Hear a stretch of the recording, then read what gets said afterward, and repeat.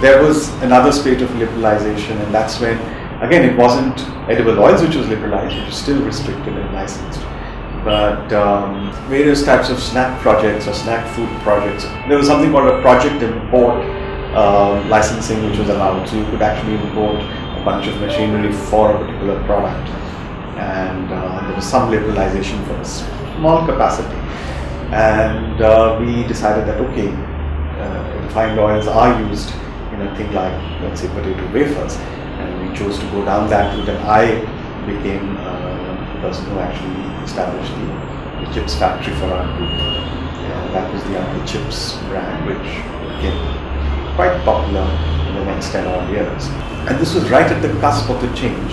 This was just 3 years before 88 that we started. And not quite realizing that perhaps the license era is about to end, and very big changes are afoot. No, in this particular case, actually, they did not actually issue licenses. Well, there was some kind of a registration with DGTD, which I think stood for Directorate General of Trade and Development. So you could register your unit, and there was a liberalized foreign exchange regime where you could order your project import.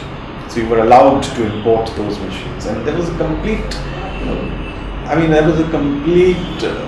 what should I say, a race.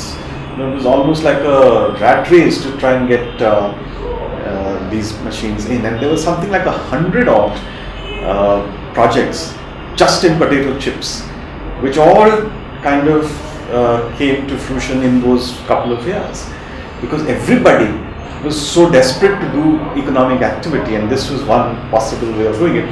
Not just, I'm saying, not just potato chips, perhaps it could have been true for extruded snacks and for a variety of other things which were liberalized at that point under that project import scheme, but specifically for, let's say, potato chips, there was a rush, there's a complete stampede of big and small industrial houses, people from chartered accountants to the largest names in industry, vying to get a potato chips unit down.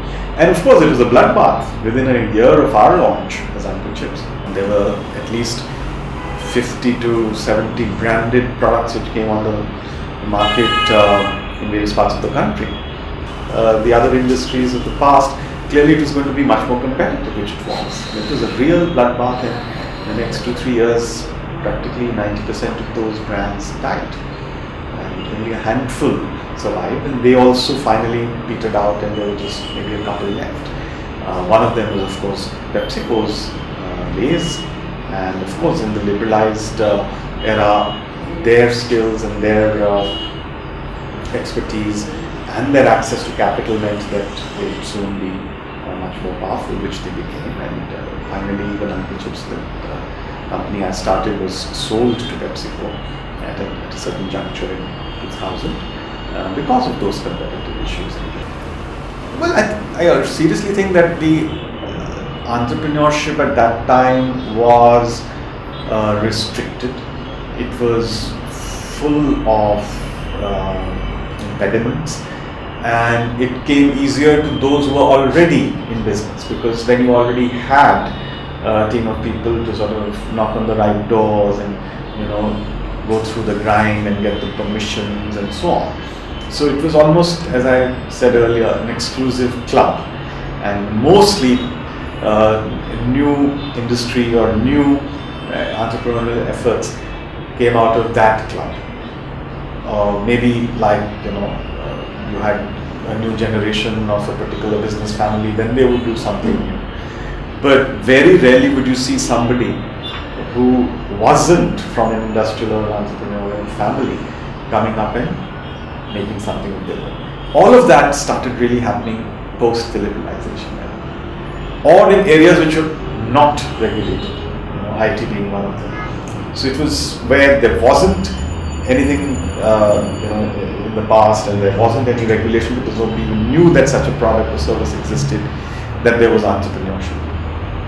Other than that, what you see today, the complete change in fortunes of the old guard and the complete the Bansals and so on who sort of merged today, that is a phenomena which is completely a function of what happened in 91 and thereafter.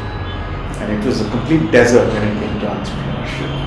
Entrepreneurship might have consisted in opening a shop, perhaps, in your neighborhood and hoping that you can get the agency of some large FMCG company. That was what it was restricted to for the individual.